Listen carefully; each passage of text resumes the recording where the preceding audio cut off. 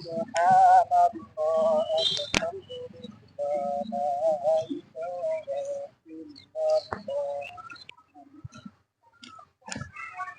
রিজের আছে নতুন নতুন মনে হয় কোন গে এ মুফতি সাহেব হুজুর ও মুফতি সাহেব হুজুর এ হাফেজ সাহেব হুজুর হাফেজ সাহেব হুজুর এই ইমাম সাহেব খতিব সাহেব ও খতিব সাহেব হুজুর কি রে ভাই?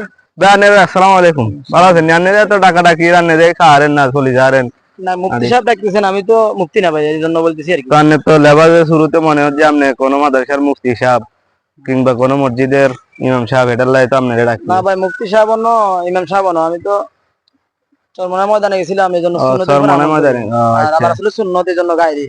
আমি তো ভাবছিলাম যে আপনি কোনো মাদ্রাসা মসজিদে চাকরি করেন বা কোনো হাফেজ সাহেব হেডার লাই আপনার এই হিসাবে দেখলাম আর এই যে নতুন দেখলাম তো এই এলাকায় হেডার লাই বা না এখন দেন ভাইজান, গো বাড়ি তো নোয়াখালী আমাদের। নোয়াখালী গান ফেনী থাকি তো তো, ফেনি এই জন্য কন্ডে থাকে বিকেল বেলা হাঁটতেছি আর কি। ফেনি থাকেন কন্ডে ফেনী থাকি, নাজির রোডে থাকি। নাজির রোডে কি কাজ করেন কাজ না করি কোনো আমি। মাদ্রাসায় আছেন না না, কাজ করি আমি কি কাজ ট্রান্সপোর্টের লোড আনলোডের কাজ থাকি আর কি। ও আচ্ছা ভালো এই এই আপনি কি করেন? ডেলি বেতনে চাকরি করেন আপনি নাকি কি করেন? আমি সিএনজি চালাই যাই মাশাআল্লাহ।